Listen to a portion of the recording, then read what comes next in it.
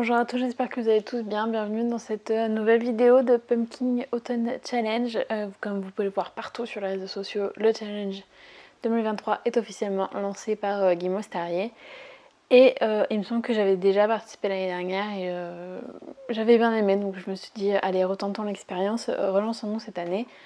Ça me permet de descendre ma palle, en plus en gardant un peu un thème automne, c'est juste parfait. Si vous ne connaissez pas le Pumpkin Autumn Challenge, c'est un challenge lancé par la youtubeuse et blogueuse Guy Mostarier. Donc je vous invite à aller voir sa vidéo si vous ne connaissez pas, parce qu'elle expliquera tout sûrement mieux que moi.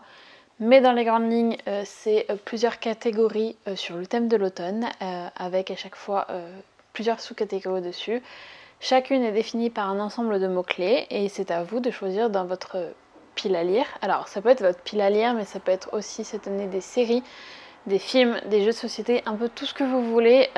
Donc moi j'appelle ça une pile à choses, il me semble que c'est comme ça qu'elle l'appelle aussi. Vous choisissez quelque chose qui correspond à un des mots-clés et vous le lisez pendant la période d'automne, qui vous permet ensuite de valider la sous-catégorie. Et pour valider le challenge entier, vous avez plusieurs possibilités. Soit vous validez 3 sous-catégories, il me semble, et vous avez un titre. Je crois que c'est 6. Et le plus haut, c'est 12 sous-catégories. Voilà. C'est le titre que je vais viser aujourd'hui. Je ne sais plus comment il s'appelle, évidemment. Mais advienne que pourra, je ne sais pas si je réussirai à en valider autant. Voilà pour le résumé un peu rapide de ce qu'était le Pumpkin Autumn Challenge. Encore une fois, n'hésitez pas à aller voir la vidéo de Guy Mostarier parce que elle expliquera 100 fois mieux que moi vu que c'est son challenge à elle. Et donc dans cette vidéo, je vais vous montrer ma sélection. Alors sachant que c'est une première sélection que j'ai fait, mais je ne sais pas du tout si je vais la respecter parce que faut quand même que je suive un peu mes envies pour ne pas me créer de panneaux de lecture ou je ne sais quoi. Et puis comme l'a si bien rappelé Guy Mostarier dans sa vidéo de présentation, le but c'est pas de foutre la pression ultime pour absolument réussir le challenge, c'est de suivre ses envies et puis si ça valide des sous-catégories, bah tant mieux. Et donc on va commencer tout de suite avec la première catégorie qui s'appelle Automne frissonnant. Dedans la première sous-catégorie c'est Viens flotter avec nous. Donc les différents mots-clés c'était horreur, thriller, épouvante, clown fantastique. Et j'ai donc choisi de mettre Une famille trop parfaite de Rachel Abbott qui est dans ma liste à lire prioritaire puisque c'est dans le challenge Livre Addict. Je vous en parle assez souvent mais voilà. Donc je dois le lire assez rapidement. Donc ça tombait plutôt bien puisque c'est un thriller. Donc Une famille trop parfaite de Rachel Abbott. Je ne sais pas quelles sont les éditions. Je vais pas m'amuser à vous résumer tous les livres dans cette vidéo parce que sinon elle serait juste trop longue. Donc comme d'habitude en barre d'infos vous allez trouver chacun des livres que j'ai mentionnés s'il y en a un qui vous intéresse pour aller voir dans plus amples détails. Ensuite c'est L'horreur des backrooms définie par les mots-clés dimension parallèle, cryptique, labyrinthe, internet, mystère et légendes urbaines. Alors moi j'ai décidé de mettre un comics. Donc j'ai mis Spider-Man Spider-Verse. Pour le mot-clé dimension parallèle, je trouvais que ça marchait plutôt bien. Donc voilà. J'ai essayé de mettre dans ce challenge beaucoup plus de comics que ce que je fais d'habitude. Parce que tout simplement, sinon, j'arrive jamais à les tenir en fait. Donc voilà. L'avantage des comics, c'est que ça se lit quand même plutôt rapidement. Donc pourquoi pas. Puis en plus, comme vous voyez, j'en ai pas mal. Et j'en ai encore pas mal à sortir de ma pile à lire. Donc c'est tout bénef. Ensuite, la prochaine catégorie, c'est Perfectly Splendid, avec un mot-clé fantôme, manoir, drame, possession, famille, je crois. Alors j'ai décidé de mettre L'ami imaginaire de Stephen Chbosky parce que ça correspondait plutôt bien au mot-clé possession, puisqu'il est question d'un petit garçon qui va disparaître dans les bois, qui va réapparaître un jour avec une voix dans sa tête, qui va lui dicter une conduite à tenir. Je ne sais plus les détails parce que je compte le lire assez proche. Mais voilà, possession vent dans la tête. Et en plus, il est parfait pour Halloween. Parce que bon, on parle quand même d'un cauchemar. Je pense que ça se prête plutôt bien. Ensuite, on a la catégorie, alors attention, Something Wicked de This Way Come, avec les mots-clés Halloween, octobre, enfance et bien d'autres. J'ai décidé de mettre dans cette catégorie encore une fois un illustré, puisque c'est un manga, c'est le tome 2 de Komi cherche Shemo. Je vous ai parlé du tome 1 il n'y a pas longtemps, autant le sortir alors qu'il est encore dans ma tête et en plus ça va bien avec le mot-clé enfance. Ensuite on a la catégorie poupée de souvenirs automatiques à votre service, pardon. Et j'ai décidé de mettre la lettre d'amour interdite de Lucinda Riley, je sais pas si vous le verrez bien avec les reflets, aux éditions Charleston, donc qui attendait depuis un moment dans ma pile à lire aussi. Donc voilà, c'est l'occasion, surtout que c'est un livre qui me fait très envie depuis assez longtemps. Je n'ai jamais lu de Lucinda Riley.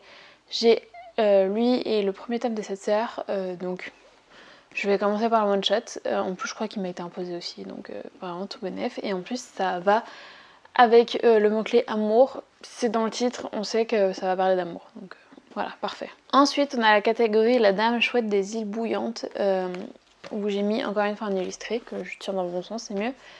A Saline Voice tome 2, je vous ai aussi parlé du tome 1 il n'y a pas longtemps, pareil, c'est encore frais dans ma tête donc j'en profite et ça va parfaitement avec le mot-clé école. Enfin la dernière catégorie de Automne douceur de vivre, c'est la loi fondamentale de l'échange équivalent, où là j'ai mis Contes de fées de Stephen King, que je suis actuellement en train de lire d'ailleurs, puisqu'en fait le but de la catégorie c'est de partager une lecture commune, ou alors ça peut être une vision commune de séries, de films, vous avez compris. Je le partage à quelqu'un et je suis actuellement en train de le lire en lecture commune sur Instagram. Ensuite on passe au menu Automne des bois et au-delà, avec la première catégorie qui est Pomme alors, c'est le goût de la tarte aux amandes. J'avoue que pour cette catégorie j'ai peut-être un peu galéré, parce que les mots-clés c'était animaux, intergénérationnel, mémoire, classique il me semble, thé, gourmandise, aide, guide, enfin voilà, c'est pas des choses que je me retrouvais dans ma pile à lire et puis j'ai pensé à le 3e tome de Fable, puisque bah, ça se lit assez rapidement et j'avais quand même assez de romans dans ma pile à lire à ce moment-là. Je me suis dit que ça correspondait à animaux puisque bah, pour rappel, Fable en fait c'est les personnages des contes de fées, bah, des fables d'aujourd'hui. Donc ça va du petit chaperon rouge à Blanche-Neige il me semble, mais je ne suis pas sûre. Qui sont tous au même endroit en fait dans un village et c'est leur vie à ce moment-là. Et vous suivez l'inspecteur qui est le grand méchant loup, il me semble, qui va mener l'enquête sur des possibles meurtres, etc. Voilà. J'ai plus l'histoire vraiment en tête parce que le tome 2 je l'ai lu il y a très très très longtemps. Donc voilà. Mais je sais que c'est un classique dans les comics parce qu'il est vraiment très très très connu. Mais vous avez aussi des animaux dedans, puisque vous avez par exemple les 3 pieds cochons qui sont dedans et qui sont des personnages. Donc voilà, je me suis dit que ça marchait dans ce sens-là. Ensuite, on a la catégorie Légende de la hache noire avec... J'ai très peur de cette catégorie, je ne sais même pas si je vais réussir à la valider. C'est le tome 1 de Nevernight de Jay Christophe. Pourquoi je dis que j'ai très peur? Alors déjà, ça correspond au mot-clé médiéval pour moi, donc c'est parfait. Et j'ai très peur parce que ça fait, depuis que c'est sorti en fait, que je les ai dans ma pile à lire. Parce que je voulais l'édition collector. C'était l'époque où j'achetais toutes les éditions collector de De Saxius. Et vu la pavasse, j'ai jamais osé le sortir et je sais pas, à chaque fois il me fait très très peur et j'ose jamais le sortir. Donc un jour il va falloir que je me lance, donc c'est pour ça que je le mets dans le challenge, pour me booster un coup, mais il y a de grandes chances qu'il passe en dernier quand même, donc j'ai très peu d'espoir. Ensuite, j'ai pas de livre à montrer pour cette catégorie puisque c'est la mélodie infernale de la corne de chasse.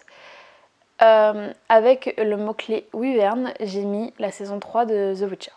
Voilà, je suis actuellement en train de la regarder avec mon copain.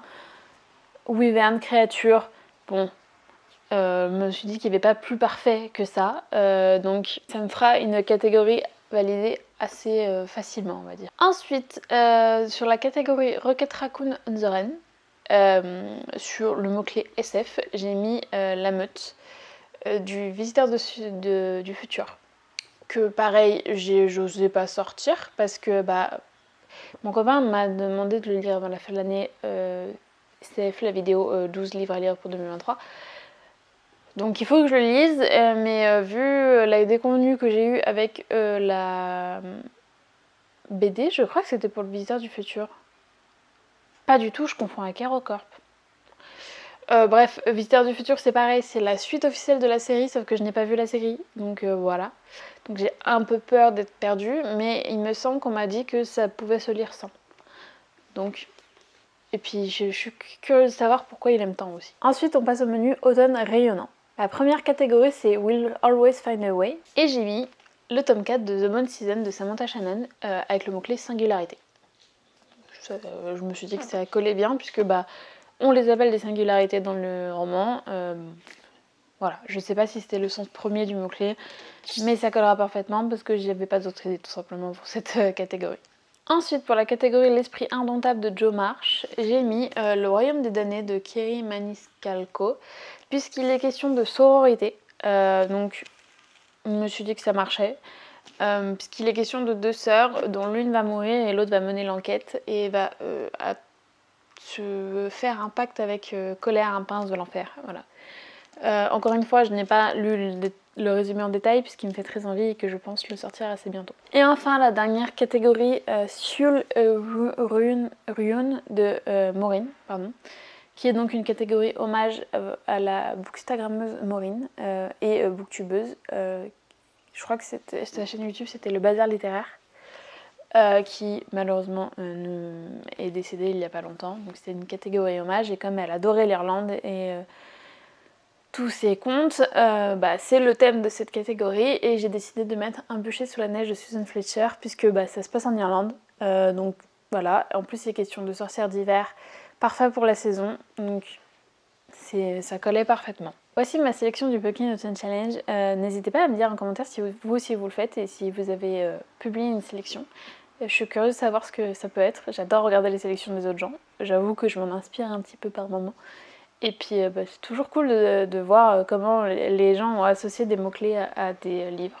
Parce que des fois, il y a des associations qui ne me seraient pas venues à l'idée et quand je les vois, je fais « Ah ouais, c'est pas bête ». N'hésitez pas à vous abonner, ça supporte quand même pas mal la chaîne, à liker cette vidéo, à partager. Enfin, vous connaissez la chanson et moi je vous souhaite de très bonnes lectures.